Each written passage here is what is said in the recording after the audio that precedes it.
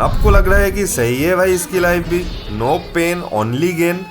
अरे भाई ऐसा कुछ नहीं होता रियल लाइफ में। इतनी सफोकेटिंग हालात में भी humanity haven't lost hope for a better tomorrow. So fight they will, die they will, लेकिन इस हालात में जीना नामुमकिन हो रखा है। दोस्तों नमस्कार, सत श्री अकाल, आदाब। संडे सिनेफिक्स का पहला एपिसोड में आपका स्वागत है। संडे सिनेफिक्स में हम लोग हर Sunday 7 mind blowing film suggest करते हैं। लेकिन शुरू करने से पहले एक एपोलॉजी इन एडवांस। पहले 3 फिल्म्स का वॉइस रिकॉर्डिंग थोड़ा ख़राब है, सॉरी। हम लोगों का पहला एपिसोड है। ये रहा पहले 3 मूवीज़ के नाम, पॉज करके देख लीजिए। 4th मूवी से वीडियो शुरू करने के लिए इस टाइम स्टैम्प पे चले जाइए। चलिए शुरू करते हैं। तो बात ये है कि ये आदमी एक वकील है, किसी एडवोकेट के अंडर काम करते थे, लेकिन वो नौकरी भी गया और खुद का काम शुरू करने के बाद उसे अभी क्लाइंट मिलना मुश्किल हो रहा है। बहुत दिन सफ़र करने के बाद जस्ट बाय प्योर लक इनको एक हॉस्पिटल में पता चलता है एक एक्सीडेंटल इंश्योरेंस स्कैम के बारे में। सब जुड़े हुए हैं इस घोटाले में, डॉक्टर, नर्स, हॉस्पिटल एडमिन से लेके एम्बुलेंस ड्राइवर, सिक्योरिटी गार्ड, सब के सब मिले हुए हैं इसमें साले। अब हमारे इस मासूम सा लक्ष्मीकांत प्यारेलाल का इस घोटाले का बादशाह होने का जो रोलर कोस्टर सफ़र है, उसका स्टोरी ही बहुत ही कैप्टिवेटिंग तरीके से आपको दिखाता है ये मूवी, और भी बहुत कुछ। एनीवेज, ब्रेकिंग बैड का प्रोटैगनिस्ट के साथ हमारे इस फिल्म का प्रोटैगनिस्ट का कैरेक्टर आर्क का जो सिमिलरिटी है वो आप सभी अब तक नोटिस कर चुके होंगे। अभी अमेरिकन साइको का वो फेमस बिजनेस कार्ड वाला सीन देखिए एक बार। Look at that subtle off-white coloring. The tasteful thickness of it. Oh my god. It even has a watermark.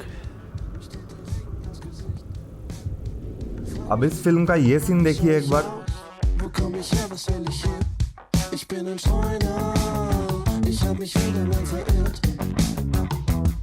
Ach wenn, mein Geruch mich irritiert, ich wollte wieder mal zu dir. Das letzte Bier sitzt tief in mir, doch bereut. Uncannily similar, no? So, what do you guys think? सही है हमारा claim? Cinema का नाम है मुकुंदन उन्नी associates. 7000 से भी ज़्यादा वोट मिला के इस फिल्म का IMDb रेटिंग है 7.9। आप हिंदी डबिंग के साथ इसको देख सकते हो जियो हॉटस्टार पे। लेकिन मैं बोलूँगा कि किसी भी फिल्म का पूरा मज़ा लेने के लिए उस फिल्म को अपने ओरिजिनल लैंग्वेज में देखिए, इंग्लिश सबटाइटल्स मौजूद है। चलिए आगे बढ़ते हैं। ट्रम्प, नेतन्याहू या फिर ये हिजबुल्लाह, हमास या फिर ये IRGC के लीडर लोग एक बार ये फिल्म देख लेते तो ईरान इजराइल का ये युद्ध कब का रुक जाता। Anyways, This film is set in the 1920s, right after the First World War. Algeria नाम का एक नॉर्थ अफ्रीकन देश में रहते हैं एक रब्बाई और उनका एक बदमाश बिल्ला। रब्बाई मतलब यहूदी पुजारी बेसिकली।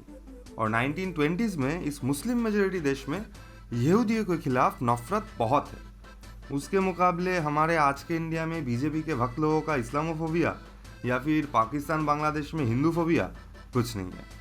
ऐसे ही ये एक नफरत भरी हालात में कैसे है ये यहूदी पुजारी और उनका बदमाश बिल्ला, उसी को लेकर बनाया गया है ये फिल्म शुरू होते ही ये बदमाश बिल्ला यहूदी पुजारी का एक तोता खा के बोलने की शक्ति पा जाता है और उसी की POV से हम देखते रहते हैं 1920s के अल्जीरिया, और बहुत ही सटल तरीके से हमें सोचने में मजबूर कर देते हैं भगवान, जिंदगी, मोहब्बत, मौत एटसेट्रा हल्के टॉपिक के बारे में।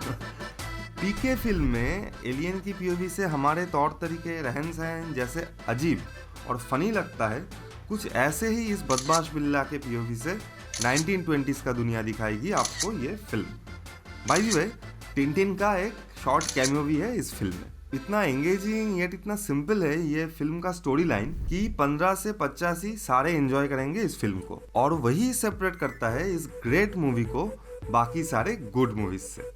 जैसे कि मार्टिन स्कॉर्सेज़ी साहब ने बोला था कि simple is hard. Anyways, film का नाम है Le Chat du Rabbin, मतलब रब्बीज कैट। मेरे ख्याल में Mr Dawkins, Mr Shermer etcetera would thoroughly enjoy this movie, but Trump, Netanyahu और IRGC leaders will simply be ashamed of themselves if they ever get to watch this movie। चलिए आगे बढ़ते हैं।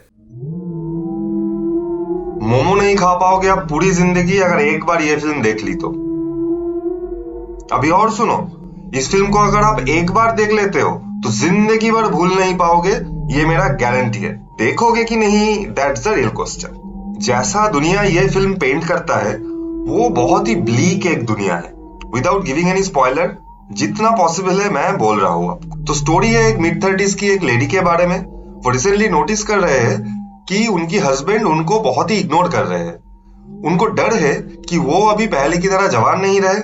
इसी वजह से उनकी हस्बैंड की उनके ऊपर अट्रैक्शन खत्म हो गई है। और ऐसा सोचने का रीजन भी है, उन्होंने अपने हस्बैंड के साथ बुम बुम नहीं किया है फॉर मंथ्स नाउ।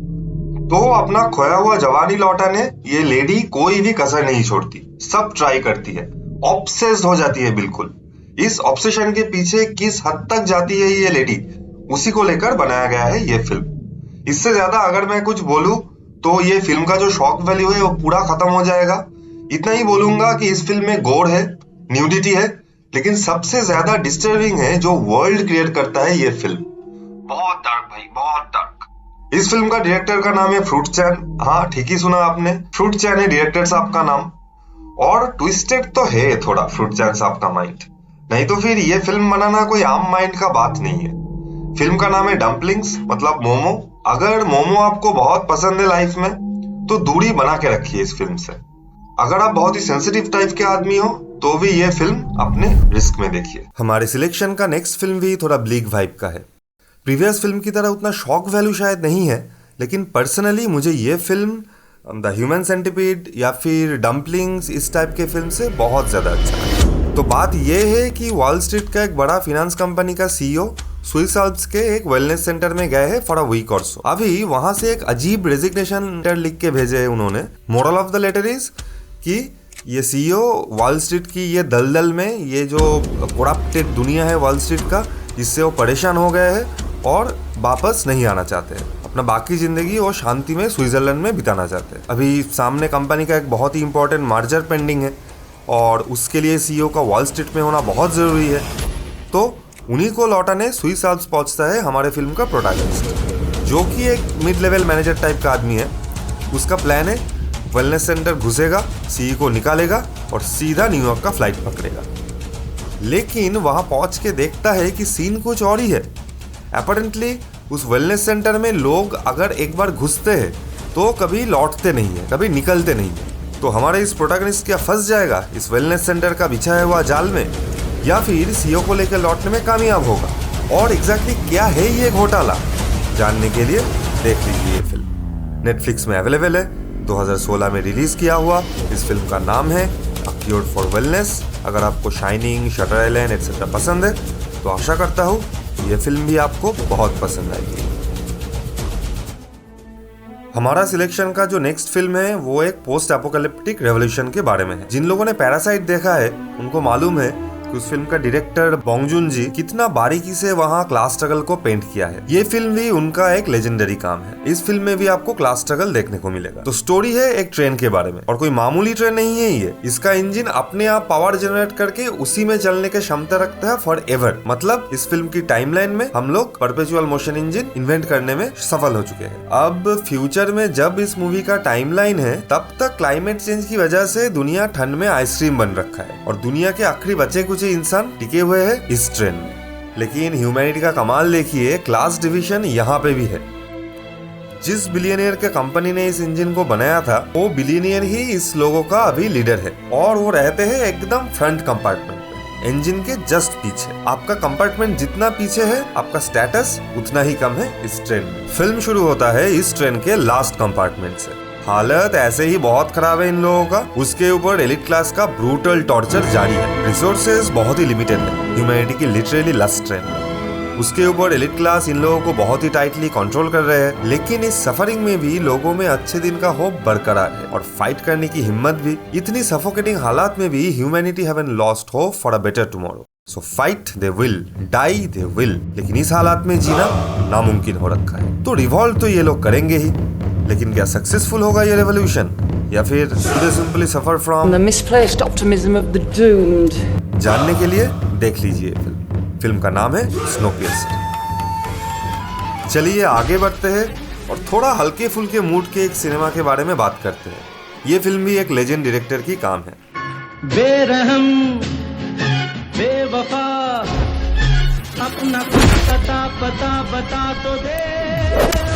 उनका काम इतना विशनरी था कि हॉलीवुड का एक मेजर प्रोडक्शन हाउस ने इस फिल्म का सेंट्रल आइडिया कॉपी ही कर डाला।